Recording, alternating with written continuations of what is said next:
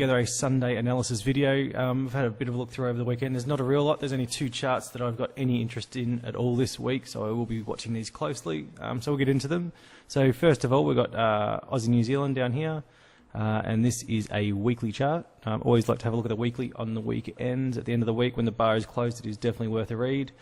So if we just skip to a daily quickly, just remember, we've been looking at this one for months and months. So originally we had left shoulder, the head, and a right shoulder. We had the break of the neckline here. Price come all the way away from here. We were expecting it to come down to this heads and shoulders full target. Excuse me. Just get rid of that. And it didn't quite make that, and prices come back up. The New Zealand's been quite weak lately. So just on the weekly chart, we have got now, on what was originally the neckline of this head and shoulders pattern, we've got this huge weekly pin bar. It's come all the way up and it's rolled over on Friday. So you see it all did it on Friday. You end up so Monday, Tuesday, Wednesday, Thursday. This is Friday's daily bar. So when you look at the weekly close, it has come back down and closed under this neckline. So I am very excited. I am thinking that this price is going to come up to about a 50% retracement into this pin bar and then continue down into this heads and shoulders full target. So I'm very interested in this pattern. Just something I haven't tried. I'll just have a quick look. We'll just lay over a Fibonacci high to low.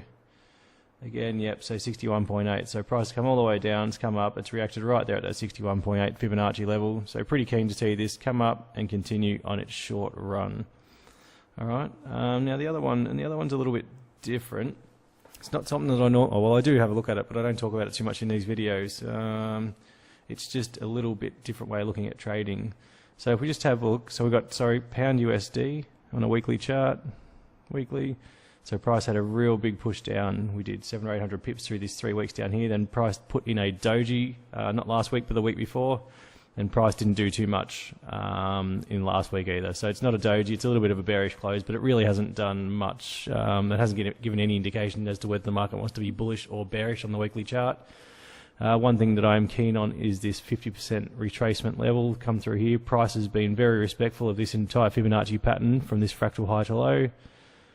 So we've got support, resistance, resistance, support, resistance, support, resistance, support, resistance, and we'll come down. So I'm expecting some support most likely in this 50% retracement area.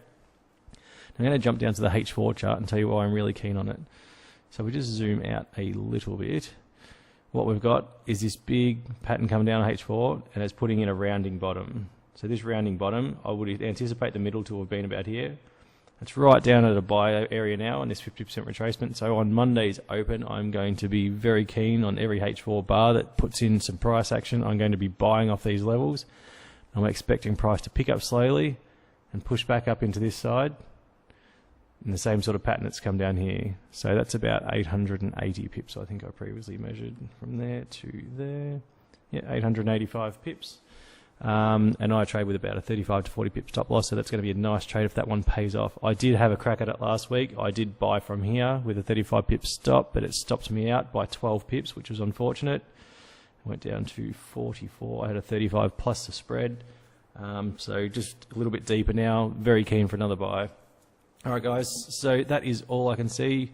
New Zealand did show some strength towards the end of next week. That's why I was keen on the Aus New Zealand. You can have a look at some of those NZ crosses. I think they're on support resistance areas on each of their charts. So go through those and have a quick look. I've never had much luck trading the New Zealand crosses, so I'm going to stay away from them, but there's probably some opportunities there if you've got an eye for it. Alright guys, best luck, happy trading. I wish you guys all the best, and I will talk to you again next Sunday. Alright guys, have a good one. Bye.